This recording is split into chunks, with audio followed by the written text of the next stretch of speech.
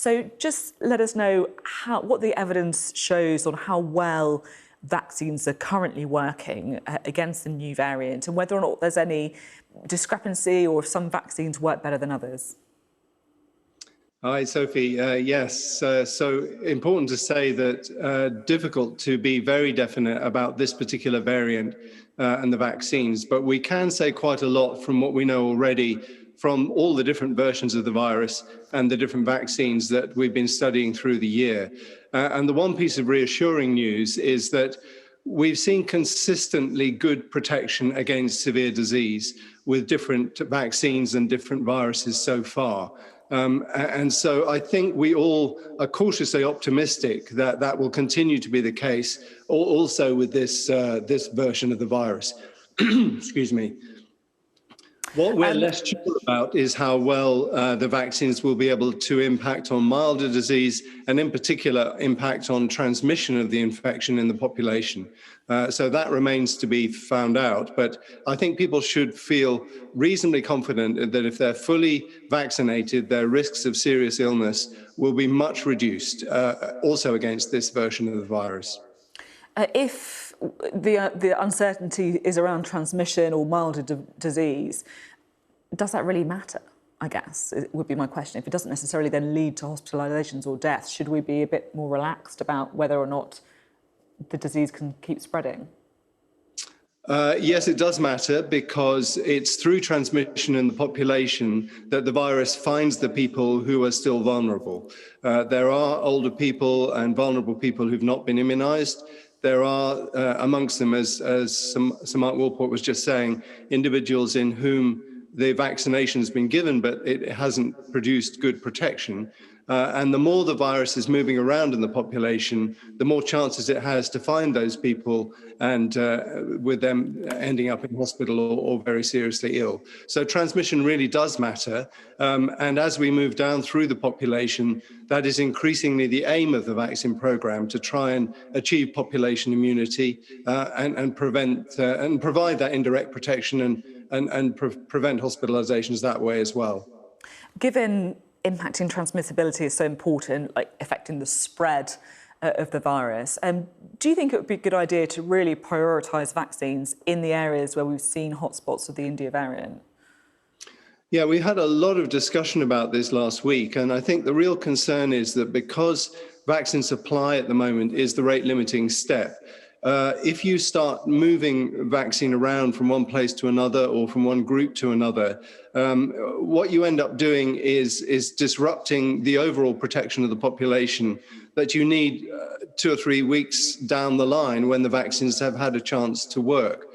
And you end up chasing the virus around and always arriving too late.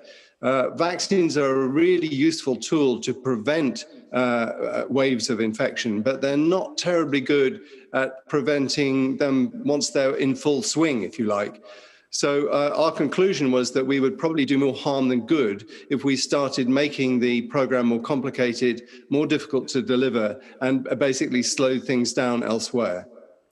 Another big decision that the JCVI has taken is about this dosing advice and this change to the recommendation that the 12-week gap for the over 50s should be cut to 8 weeks.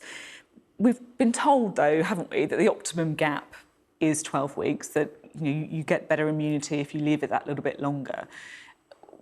Was that a difficult decision to make? Was it unanimous on the JCVI, and what's the thinking behind it? It's certainly a difficult decision to make because, as you've correctly implied, there's a gain side and there's a loss side to this. The fact is that the reduction in dose interval is relatively small.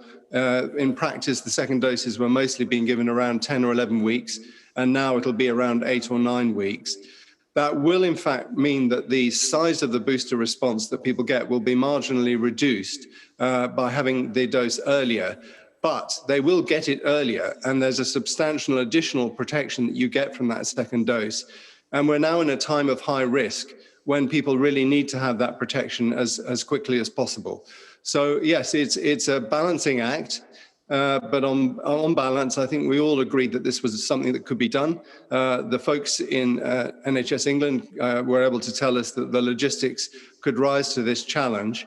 And I think it will do something to reduce the risks of this anticipated third wave that could follow a dissemination of this variant. The size of the booster response will be marginally reduced. I mean, people will get a little bit less protection from the vaccine, is what you're saying.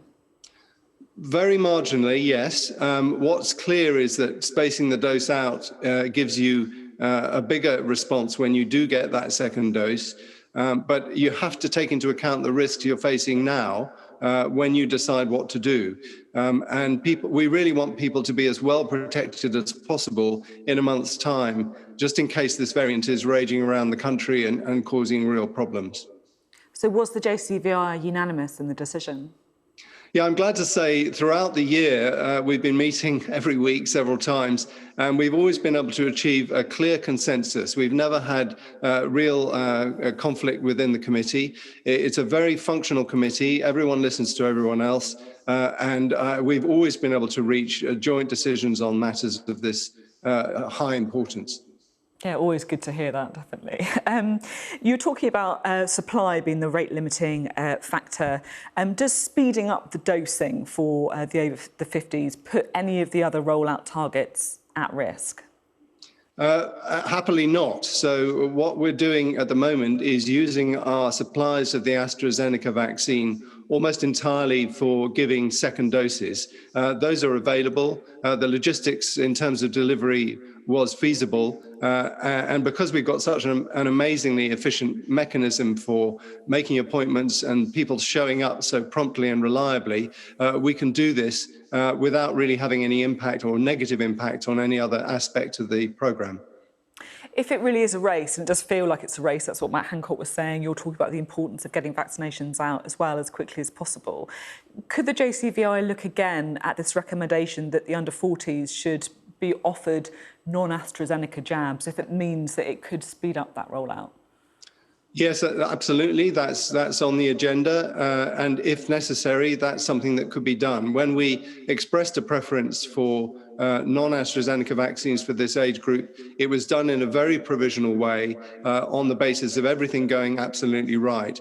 And if the evidence shows that the risk-benefit balance for people in their 30s is to be offered that vaccine, then absolutely that recommendation will be changed. At the moment, we don't think that's necessary, but it could well become a recommendation in the future. That's interesting to hear.